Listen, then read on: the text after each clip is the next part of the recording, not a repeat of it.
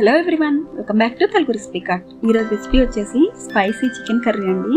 ఈ చికెన్ కర్రీని ఎన్నో రకాలుగా చేయొచ్చు, కానీ ఈరోజు నేను చూపించే కర్రీ పూరి, చపాతీ, నాన్స్, రైస్ ఒక్కటేంటి అన్నింటికి చాలా బాగుంటుంది. మరి లేట్ చేయకుండా దానికి కావాల్సిన ఇంగ్రీడియంట్స్ అలాగే ప్రాసెస్ ఏంటో చూసేద్దాము. ముందుగా దీనికోసం 1/2 kg బోన్ చికెన్ తీసుకున్నాను. అలాగే ఒక పెద్ద ఆనియన్, 3 లేదా 4 గ్రీన్ చిల్లీస్, 2 స్పూన్లు అల్లం వెల్లుల్లి పేస్ట్, 2 స్పూన్లు గసగసాల, 2 స్పూన్లు ఎండు కొబ్బరి, అలాగే ఒక మీడియం సైజు టమాటో, 1/2 స్పూను పసుపు, 1 స్పూన్ కారం,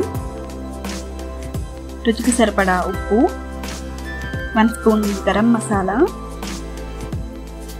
కొంచెం కొత్తిమీర, అలాగే ఆయిల్.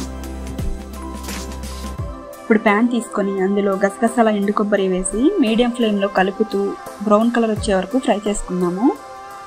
చూడండి, మనకి ఇలా బ్రౌన్ కలర్ రావాలి. ఇప్పుడు ఒక బౌల్లోకి ట్రాన్స్ఫర్ చేసుకున్నాము. ఇప్పుడు అదే ప్యాన్లో ఆయిల్ యాడ్ చేసుకొని ఆయిల్ హీట్ అయిన తర్వాత ఆనియన్స్, గ్రీన్ చిల్లీస్, అలాగే పసుపు, ఆనియన్స్ ఫ్రై అవ్వడానికి సరిపడా సాల్ట్ కూడా యాడ్ చేసుకొని ఒక్కసారి మిక్స్ చేసుకొని మూత పెట్టి 2 minutes పాటు ఫ్రై చేసుకున్నాము. ఈలోపు మనం ఒక మిక్సీ జార్ తీసుకొని అందులో మనం ఫ్రై చేసుకున్న గసగసాల, ఎండు కొబ్బరి వేసి అలాగే టమాటో కూడా వేసుకొని మెత్తగా పేస్ట్ చేసుకున్నాము. చూడండి, మనకి పేస్ట్ అనేది ఇలా ఉండాలి. ఇప్పుడు ఒకసారి మూత తీసి బాగా మిక్స్ చేసుకొని చూడండి, మనకి ఆనియన్స్ 50% ఫ్రై అయ్యాయి. ఇప్పుడు అందులో అల్లం వెల్లుల్లి పేస్ట్ కూడా యాడ్ చేసుకొని అల్లం వెల్లుల్లి పేస్ట్లో ఉన్న పచ్చివాసన పోయే వరకు ఇలా కలుపుతూ ఒక 2 minutes పాటు ఫ్రై చేసుకున్నాము. మనకి ఇది ఇలా ఫ్రై అయిన తర్వాత అందులో చికెన్ యాడ్ చేసుకున్నాము.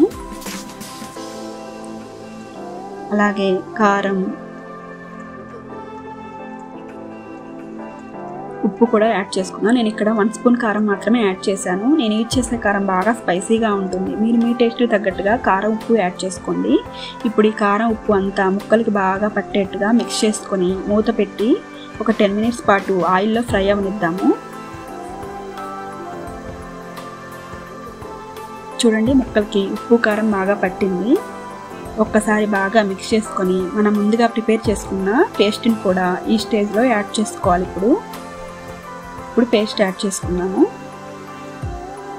ఈ పేస్ట్ కూడా బాగా మిక్స్ చేసుకొని పేస్ట్లో ఉన్న పచ్చివాసన అంతా పోయే వరకు ఒక 10 minutes పాటు మూత పెట్టి కుక్ చేసుకున్నాం. ఇప్పుడు చూడండి, మనకి పేస్ట్ కూడా బాగా ఫ్రై అయింది. ఇప్పుడు 1 కప్పు వాటర్ తీసుకున్నాను. మీరు మీ కన్సిస్టెన్సీకి సరిపడా గ్రేవీ ఎంత కావాలో అంత వాటర్ యాడ్ చేసుకొని మూత పెట్టి ఇలా కుక్ చేసుకోవాలి. మధ్య మధ్యలో కలుపుతూ ఇలా కుక్ చేసుకున్నాము. ఇప్పుడు ఒక్కసారి ఒక ఫోర్క్ తీసుకొని చూడండి, మనకి ముక్క కుక్ అయిందో లేదో, బాగా కుక్ అయింది. సో ఇప్పుడు ఫైనల్గా మనం గరం మసాలా అలాగే కొంచెం కొత్తిమీర కూడా యాడ్ చేసుకున్నాము. ఇది కూడా ఒకసారి బాగా మిక్స్ చేసుకొని ఇంకొక 5 minutes పాటు గ్రేవీ మనకి చిక్కబడే వరకు మూత పెట్టి కుక్ చేసుకోవాలి.